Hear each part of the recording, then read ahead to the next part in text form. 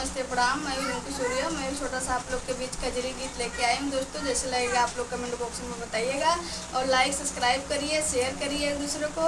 Please support करिए मेरे प्यारे दोस्त। आप बहुत अच्छे हैं, स्वस्थ हैं, मस्त रहिए आप लोग हमेशा और प्यार दुलार आशीर्वाद दीजिए हमको। हंस के नार कहेला बलम से राजा होलिया चुनारी।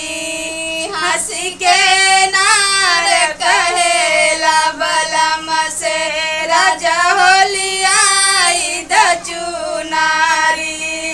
जब से चुनारी नाली